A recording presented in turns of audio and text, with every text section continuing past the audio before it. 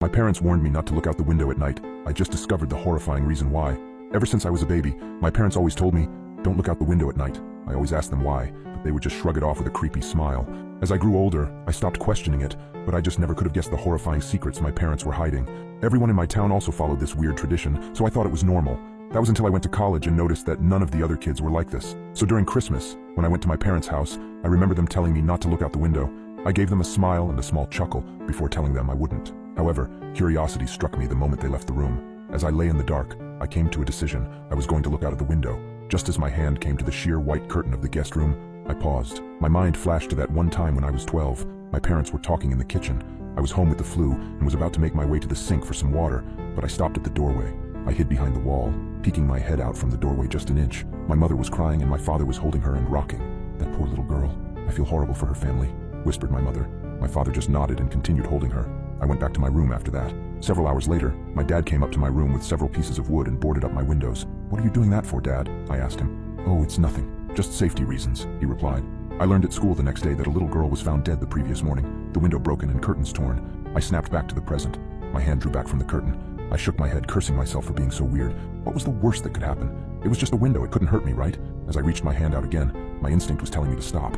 My gut twisted as I reached nearer and nearer. Just as I touched the curtain, a painful howl came from the forest surrounding the house. I flinched back, deciding to just lay down and try to get some sleep. I forgot how hard it was to get sleep in my hometown. Every night, coyotes howled for hours everywhere in town, or at least I thought they were just coyotes. The next night, I woke up in a cold sweat. I glanced over at the alarm clock next to my bed. It was midnight. I groaned and sat up in bed. A low growling sound from outside of my bedroom window. I thought back to last night and decided that I had made up my mind about looking out. I thrusted my arm towards the curtain and pulled back hard, almost ripping it away from the rod. I flattened myself against the wall next to the bed for a moment before I put one eye in front of the window. I immediately regretted my decision as I heard claws clacking up the house. I flung myself out of bed, tumbling on the floor. I stood up and got back up on the bed. I stuck my face closer to the window as the clacking got closer and closer. It suddenly stopped for a second before the most terrifying creature popped up from outside, emitting a horrible shriek as it did so. I can never forget its face, the way the hollow eyes oozed some kind of black substance, like tar, and the way its lips were pulled back into a gruesome grin, the teeth blood-stained and razor-sharp. It looked like it had 4 limbs, its front 2 slamming on the glass and pounding. As I was frozen in front of the window in terror, my parents burst into the room. My father held a shotgun. He marched up to my bed and yanked me away from the window. He pointed his shotgun at the creature, shooting a bullet at it. The thing scrambled away, leaving the window almost completely shattered. Damn it, son, it was a simple task. Just don't look out the window. How hard is that? My dad shouted at me. I wasn't processing his words. I was sitting on the floor, arms and legs splayed everywhere in utter shock. What the hell had I just seen? My mother ran to the bedroom door. She had tears in her eyes. Is everyone all right? She asked. Yeah, we're fine. We still gotta get that creepy effing monster, though. Nathan, get up. We got some work to do, my dad said. I got up as soon as I could. My dad thrust the shotgun into my arms and marched downstairs. He opened the basement door and descended, coming back with a machete and some kind of spray bottle. He sprayed the liquid onto the machete before walking to the front door and wait. Dad, what are you doing? I asked, confused. I was just traumatized, and now my dad is waiting at the door, machete in hand like he was about to kill someone. Instead of a response, my dad just hushed me. The house was quiet for several seconds before a loud banging and howling came at the front door. We heard a rip, and we knew the screen door was no more.